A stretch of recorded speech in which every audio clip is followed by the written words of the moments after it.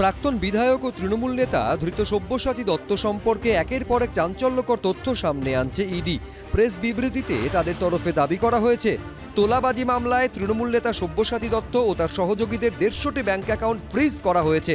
পাশাপাশি এও দাবি করা হয়েছে যে একাধিক ভুয়ো সংস্থার নেটওয়ার্কের মাধ্যমে সব্যসাচী দত্ত ও তার সহযোগীরা ঘুরপথে বিভিন্ন সম্পত্তিতে টাকা বিনিয়োগ করেছেন। আমি তো ইডির অফিসারদের বলবো আরও ভালো করে তদন্ত করুন।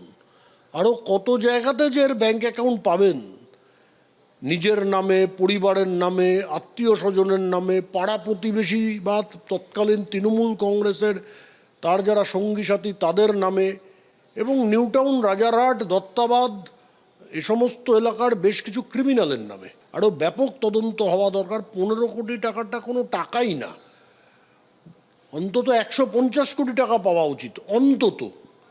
কাজে এখনও ইডির ইনভেস্টিগেশন ইনকমপ্লিট আছে। রাজ্যে পালাবদলের পরই তোলাবাজির অভিযোগে সব্যসাচী দত্তকে গ্রেফতার করে পুলিশ। 31শে জুলাই সব্যসাচী দত্ত ও অন্যান্যদের বিরুদ্ধে তোলাবাজির অভিযোগ সংক্রান্ত মামলায় কলকাতা ও সংলগ্ন এলাকায় মোট 15টি জায়গায় একসঙ্গে তল্লাশি অভিযান চালায় ইডি। তল্লাশি অভিযান চলে গুরগাঁওয়ের একটি জায়গাতেও।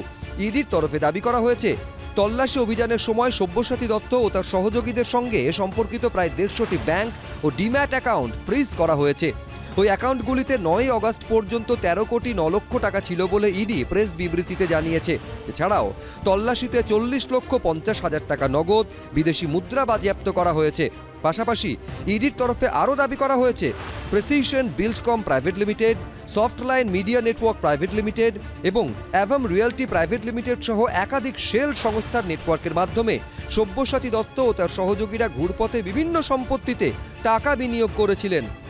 এই ধরনের তো খবর বাজারে চালিয়ে দিলে হবে না। ওদের পুলিশ, ওদের প্রশাসন, ওরা আজকে রয়েছে, আইন ব্যবস্থা ওদের, আইন শৃঙ্খলা ওদের, ওরা তদন্ত করছে, রাজ্য পুলিশ ওদের, সিবিআই ওদের, ইডি ওদের, ইনকাম ট্যাক্স ওদের। এতগুলো এজেন্সি থাকার পরে কেবলমাত্র হাওয়ায় খবর ভাসিয়ে দিলে হবে না। যদি কোনো খবর থাকে আইনের প্রসেসে এগোতে হবে। আমরা we are all creatures of law, আইনে যা আছে আইনে ফেস করা হবে। কোন পথে গড়ায় তদন্ত, মামলার শেষ অবধি কি উঠে আসবে, নজর ভবিষ্যতের দিকে। আবির দত্ত, ব্রতদীপ ভট্টাচার্য, এবিপি আনন্দ। কারুর অভিযোগ, তালিকায় নাম থাকার পরেও মেলেনি আবাসের বাড়ি। কেউ বলছেন বিগত 15 বছরে পাননি কোনো সরকারি সুযোগ সুবিধে।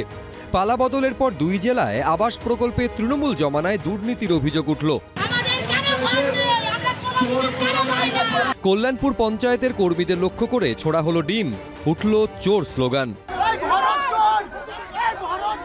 আমাদের ওখানে একটাও আমরা ঘর কোনো সুযোগ সুবিধা আমরা 15 বছর আগে থেকেও পাইনি, আর এই 15 বছরও পাই না। আমরা কোনো কিছু পাইনি, কোনো কিছু পাচ্ছি না। কেন নেই আমাদের ঘরের নাম? তালিকায় নাম থাকার পরেও আসল উপভোক্তাদের বঞ্চিত করার অভিযোগে সরব হয়েছেন পূর্ব বর্ধমানের বুদবুদের বাসিন্দাদের একাংশ। তাদের অভিযোগ, দুর্নীতি করে অযোগ্যদের সরকারি প্রকল্পের বাড়ি পাইয়ে দেওয়া হয়েছে। আর এই নিয়েই সোমবার তৃণমূল পরিচালিত দেবশালা গ্রাম পঞ্চায়েতে গিয়ে বিক্ষোভ দেখালেন তারা।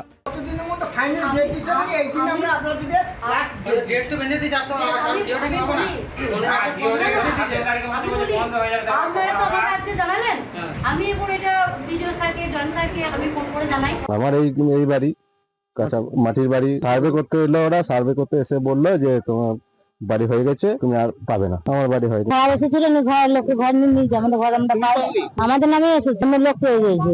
বিক্ষোভ রাজনৈতিক তরজা হলো। এবার যোগ্যদের মাথার উপরে আশ্রয় কবে হয় সেটাই দেখার। মনোজ বন্দ্যোপাধ্যায়, রঞ্জিত হালদার, এবিপি আনন্দ। এবিপি আনন্দ, এগিয়ে থাকে, এগিয়ে রাখে।